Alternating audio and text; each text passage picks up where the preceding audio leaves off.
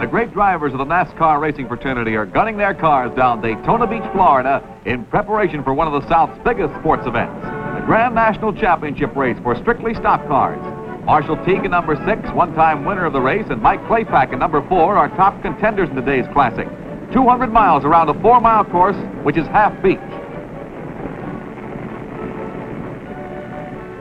Tension mounts during the time trials. Cars whiz down the beach at 100 to 110 miles an hour.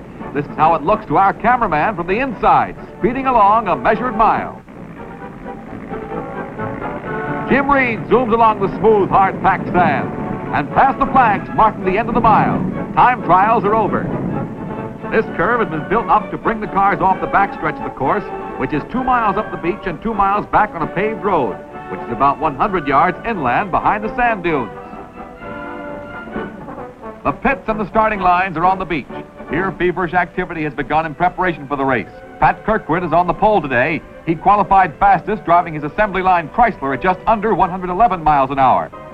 Women are proud of their men. I bow to you, Sir Galahad, for your great feats of speed and daring. As a matter of fact, racing is quite often a family affair, as we shall see in the batter which follows. This the famous team of the Flock brothers? I guess you'd call us famous. Well, that's what I hear. They tell me you're a pretty famous outfit. Thank you, sir. This is what? Bob. And Tim. And Bonnie. Bonnie. That's right.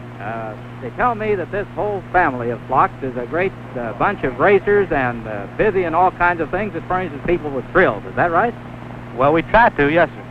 How long have you been in the racing business, Bonnie? Since 1938. And what have you been doing in that time? Just racing stock cars, and I have race cars, but not very much. I see. Well, didn't you win some titles in the NASCAR races? In 1947, I won the NASCAR championship. In 48, I was second. 49, I won the championship again. And in 1951, I was second. Well, you've done pretty well, I'd say, during that time. Yes. How about you, Bob? I won a lot of races, but no championship. No championship. Well, you can't all win all the championships, I suppose. Right. How about you, Tim? Well, I'm the same as Bob. I've won an awful lot of races, but I never won the championship. I'm going to be at it this year, though. Are you? Now, I want to ask you one other question. You said that your sister was a driver at one time, and another sister was a parachute jumper. That's right, sir. Well, what's your mother think about all this? Well, my mother's got gray hair. Well, I don't wonder. Well, I certainly would like to. My mother's incident, and she's here. Oh, she's here, Mom. Oh, come in here, Mother. That's right. What do you think about all Oh, this? I think they're wonderful, aren't Do they? you? Yeah, I just keep my fingers crossed. The faithful followers of the great sport of racing are coming in droves, some of them trying to get closer to listen to our interviews with today's most colorful drivers. How are you? Okay, Tommy Thompson, the winner of the Detroit race last year, right? Yes, thank you. You're here for a pretty good job today, I understand, too. Well, we hope to have some luck, Frank, but What are you driving here? Oh, this is a 52 Chrysler Saratoga, Frank. I understand you've been driving Chryslers for some time. Well, yes, I'm prejudiced. I think they're quite an automobile. I've used Chryslers for the past 2 years down here. In fact, they were the only Chrysler I entered. Each of the last 2 years has been my car. Did you win? No, I did not win, but I was fortunate enough to finish last year. The first year I didn't. Pretty good. Well, you've been in the racing business for some time, haven't you? Yes, I started back in 1946, Frank. They built a track in Louisville, Kentucky, and we started fooling around with those midget race cars as a hobby. I see. And we fooled with those things for some 3 years, and then stock cars as such came into vogue, and we switched our activities over to stock cars. You make a living at this? No, and I wouldn't recommend it to anybody as a source of livelihood. Well, no, how do you make a living? Well, I'm an engineer. I'm with a consulting engineering firm in Louisville, Kentucky. I see. And this is just a hobby. And well, it's a great hobby, all right, and I hope you have lots of luck today, Tommy. Well, fine. Thanks very much. Good to see you. It's a pleasure. So long. Headlights are taped against flying sand and to avoid shattering glass. Motors are checked in last-minute tuning. The women who can only watch, wait and wonder, and get more excited as race time grows closer. But before the race gets underway, let's hear another interview. You look like a character I've seen in the movies. Could that be right? Why, yes. How are you, Frank, this Joy morning? Ray, huh? Fine, thank Glad you. to see you, Joy. Glad to know you. What movie in? Well, I played in a picture called To Please a Lady with Clark Gable and Barbara Stanwyck, and I played in The Big Wheel with Mickey Rooney, I see. and Ace in the Hole with Kirk Douglas, and Telegraph Hill. Well, that's a pretty good list, I'd say. What are you doing here? Tell us what this is. Well, we're going to try to run this Henry J. in the world's finest automobile classic. This is second to none. I don't bar even Indianapolis. This is really one of the greatest tests for an automobile I believe that there is. And this is about the smallest automobile in the race, isn't Yeah, it? that's right. It's only 161 cubic inches. Just a little wee fella, 100 inches long. 100 inches long. That's right. Well, you're not very long yourself. How long are you? I'm only 5 feet 5 and I weigh about 128 pounds is all. How old are you? I'm 40 years old. 40 years old. You keep at this game a long time, don't you? Yes, I do. I've been at it 20 years, Frank. Well, that's pretty good. Joey, I'd like for the folks to get a good look at you. This is Joey Ray. And good luck to you today, Joey. Thank you very kindly, Frank. 20,000 spectators in all manner of dress and watching from all manner of vantage points are anxious for the roar of motors to start. Half fearful, half hopeful that they'll see the spills and crashes that are almost certain to happen. The 60 starters are in line now, ready for the 200-mile grind. 2 miles up the beach, 2 miles down the road, plus 1/10 of a mile for the turns at the ends of the course. A total of 4 1/10 miles a lap. This is the tense moment of the calm before the storm of the race. 48 roaring laps filled with danger. Look at them down there on the beach. The road to the left is the back stretch of the course. The turn to the beach is in the left foreground. The starter gives the last signal. A bomb signals the start. They're all from a standing start, gunning their factory job for a fast pickup. It's a thrilling sight to see them start to spread out along the beach. Officials are on the alert for trouble. They're at full speed already. Pat Kirkwood in 99, Lloyd Moore in 59, Tommy Thompson in 40, Monty Flock in 14, and Herb Thomas in 92. They're battling for a quick advantage. There they go into the north turn, leading to the back road. A car is skidding. Look at him roll over. It's Smokey Purser, an old-timer who raced the 30. This was his comeback race. Well, if he's okay, why doesn't he get out of the car? There he is. Says his arm hurts, and, well, no wonder. It's broken. The race goes on past the first accident, less than halfway around the first lap. The crowded field is still bunched up as they turn out into the backstretch. Oh, this is a thriller. There's barely room for passing on this narrow blacktop, and there are plenty of dangerous dips in the road. But pass they do in the last 2 miles of the lap, and one car's out of the race already. Herb Thomas at 92 has taken the lead in the battle of the backstretch. Number 2 starter Lloyd Moore has fallen behind after passing the pole winner, Pat Kirkwood. What's the matter, lady? That car's foot is up. How can he see to drive? Here they come into the south turn toward the beach. Herb Thomas in 52 in the lead, then Monty Flock in 14. Wow, that was a close one. Lloyd Moore in third now, and in fourth is Marshall Teague in number 6. Teague, who was last year's winner, started 13th. He's a 225-pounder and Daytona Beach's 30-year-old native son. He hires someone to run his service station because racing's really his business.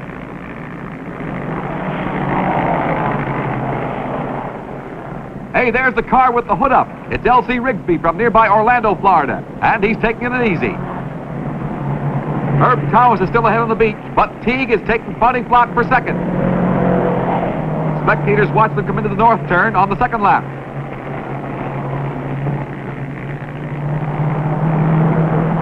And there's trouble. That sand is treacherous. Lucky nobody got hurt that time.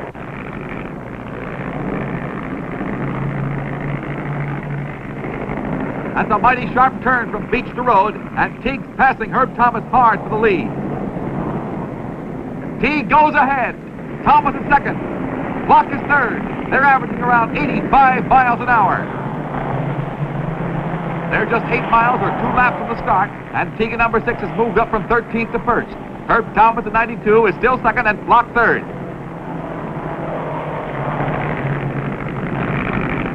Lloyd Moore in 59, the number 2 starter, is back in 4th now, but still running ahead of pole winner Kirkwood.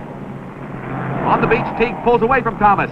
If either of them wins, it'll be a Teague car because both cars belong to Teague. As a matter of fact, he owns quite a stable of them. He's gained a lap on the field already. But Monty Flock is a tough contender in any race. In fact, almost any driver in this race is tough competition. It's still Teague, Thomas, and Flock on the turn. Now what? Another skid. And more cars keep plowing into this dangerous turn. There's passing as soon as they can pick up momentum on the backstretch. Teague seems to be trailing, but his number 6 is actually gaining a lap on another car. Herb Thomas at 92 is still crowding him close, in a position to resume the lead if anything happens to his teammate.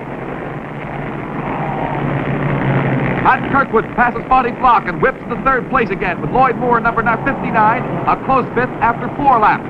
Mike Claypack at number 4, one-time sportsman class champion, is now 6th.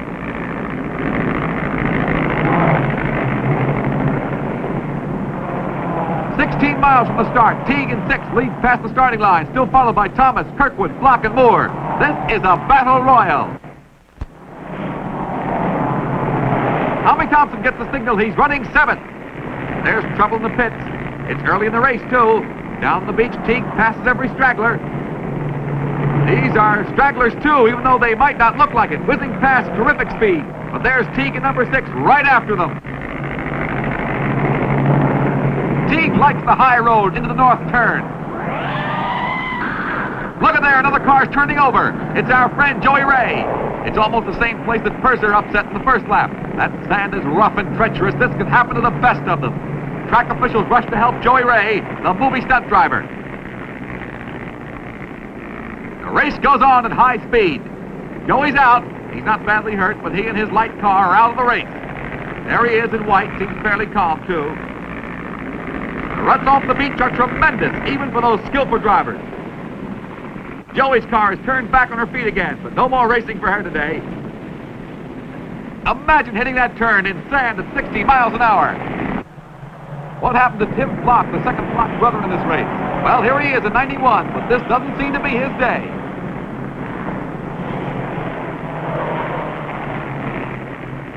This race is against the tide, too. It's coming in now across the wide beach. It's the 8th lap. Go, Dick! Certainly doesn't seem to be Tim Flock's day, just like we said. Here he comes into the pits. The youngest of the racing Flocks is having motor trouble and is out of the running. Well, there goes Monty Flock in number 14, still in 4th place. Except for the wives, crewmen are the most anxious spectators of all, and not without reason. The sand has been too much for this fella, A.D. Yates, who started 12th. It's no wonder cars break down under this punishment. It's a wonder more don't, as they come out of the south turn to reach the hard, smooth beach. But Marshall Teague just keeps rolling along. He's known this famous speed course ever since he was a boy, and he's wise to every trick the sand can play. That's not so with the rest, though. See what I mean? That fella's lucky to get his mount under control again. Teague never lets up, and he passes another. It looks easy when Teague does it, but this south turn from road to beach has spelled disaster for many a driver in former races. There goes one. That's really driving her. Number 22, that's Leon Sales, and he's been running well up there after starting 18th. Seems he's mighty slow getting out.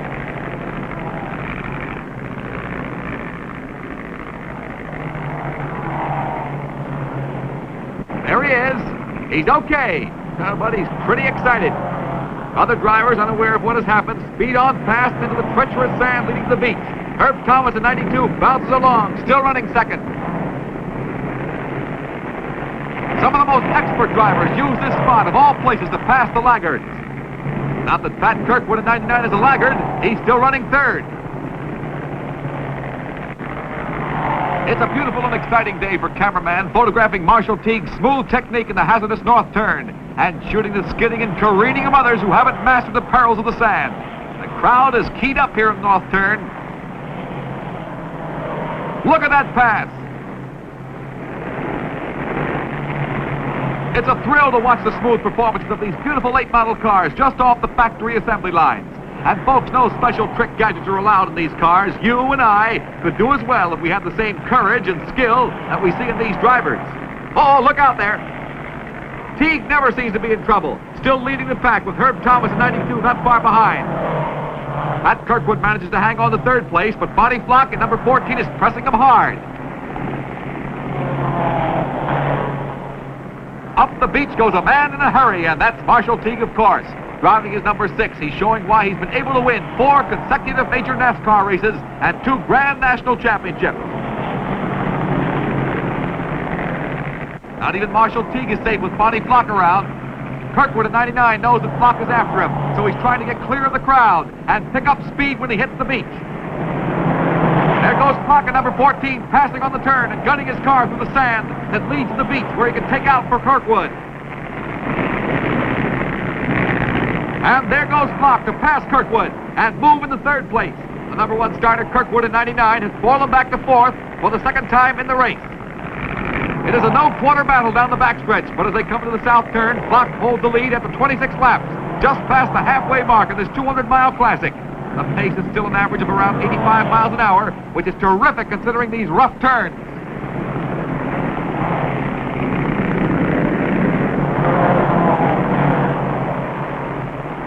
Flock needs gasoline, so he makes a quick pit stop, while there's still time to make up for lost seconds here. Spectators are trying to keep tab on the fast-moving race, and Kirkwood moves to third place again. But Flock has tarried a few seconds, and he's back in the race. Wet streaks are showing up on the beach as the tide moves in. Teague rides high, away from the water, where the sand is hard and dry. The going's tough here. Another car stalls in the ruts of the north turn. That's a wide expanse of loose sand before getting to the clay-packed embankment that leads to the road on the backstretch. But the cars keep on coming, sometimes shifting gears, sometimes pressing on and high. Sometimes wheels come off or motors fail, leaving drivers stalled on the backstretch. Teague disclaims having any special technique, but it's obvious that he does little shifting in the turns. He goes into the straightaway in high gear. They've got their favorite spotted and a wave of encouragement. That's good for the morale of any man, if he has time to look, that is.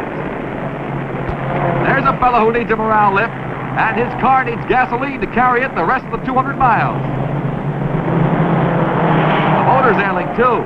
This is time for frantic action and frustrating waiting for the driver. Tommy Thompson's had to stop for gas, too, but not for long. Drivers are getting a signal. The race has been cut to 150 miles. Why? Well, the tide is coming in fast, and officials don't want to run the risk of racing on too narrow a beach or having spectators' cars caught by the ocean after the race is over. Will this change racing strategy for Teague in 6 and Thomas in 92, who are leading 1-2? Teague hasn't stopped for gas yet. Can he make 150 miles in a tank full? Well, if he risks going the full distance and runs out of gas far from his pits, his risk may cost him the race. But he's keeping his eye on the gasoline gauge. Teague doesn't let up on his speed. He passes them as usual on the backstretch. Paul Pettit and Gopher Sosby battle it out on the south turn, hoping to do better as the race nears its end. Teague refuses to slow down, but his pit crew is anxious to give him just a little more gasoline. Every driver is getting strategy advice from the pits now. Spectators know that any little thing can happen and affect the outcome of the race. For instance, a pit stop by Lloyd Moore, who started second. Tommy Thompson even has to stop for a new wheel. He has lost the left front one. Marshall Teague's crew is still trying to get him to stop for gasoline, but he goes right on past. Up the beach they go, heading for the dangerous north turn, which can still ruin the high hopes of the leading drivers.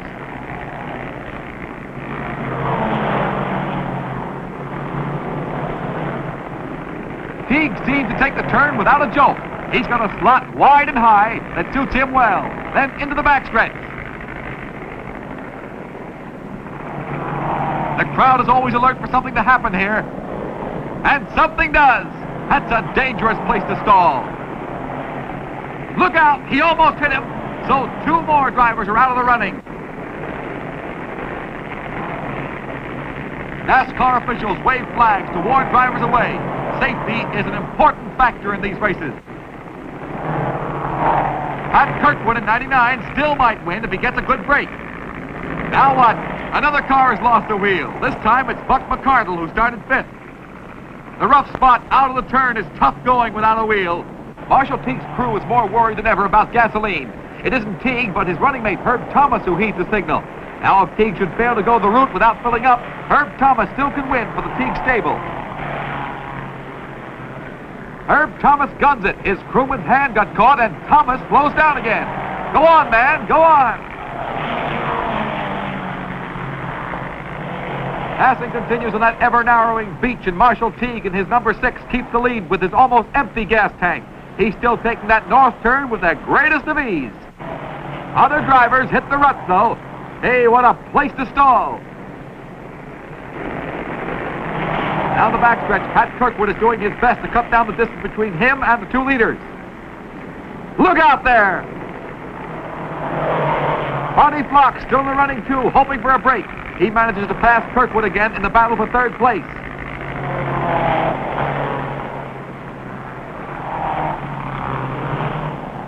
The crowd sees Bonnie skid, trying to make the north turn too fast. That's not the break he was hoping for, though. He's back in the race now, but it has cost him third place.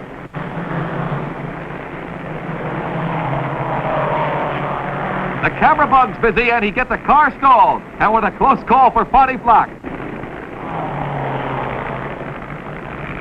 Every second counts now. This is the next to last lap. A white flag signals one more lap to go. Marshall Teague still has gasoline. Is there enough for a lap or maybe more? Who knows?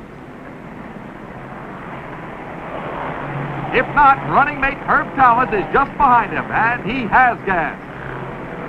Apparently safe in third is Pat Kirkwood at 99. The white flag for Bonnie Flock, too, still in fourth. Only a miracle can change things now, or maybe Teague will run out of gas. They're all getting the flag now and hoping for the best.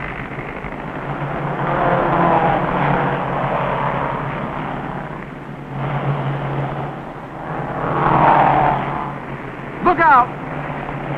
Curtis Turner's having trouble getting back into the race.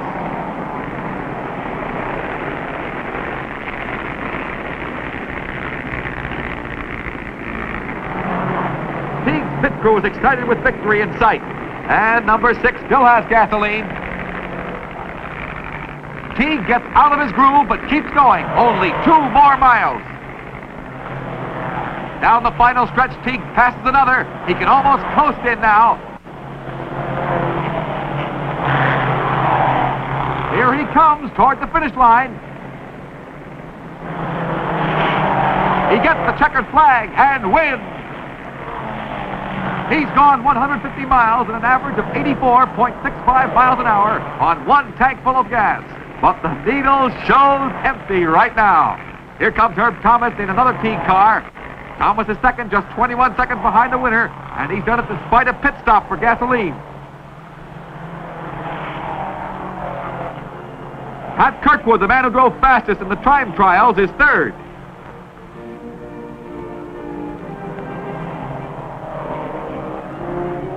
And Bonnie Flock has persistently stuck to fourth. Something's wrong. The crowd scatters as Tommy Thompson skids across the finish line. Johnny Bruner, the official starter, has been hit. Just a second. He's not badly hurt. He's okay.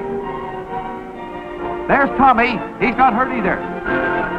And there's his car. Boy, he just made it. The race is over. The crowd runs to see the damage and to see the winner. Teague has run out of gas on an extra lap around the course, and believe me, that was real close. But Marshall Teague has got his winning 1952 Hudson back to the pits now. He's the only 2-time winner of the race. He's made terrific speed despite the almost impassable condition of the turns. And celebrating with him is Herb Thomas, who made it 1-2 for the Teague stable in the NASCAR Stock Car Classic at Daytona Beach, Florida.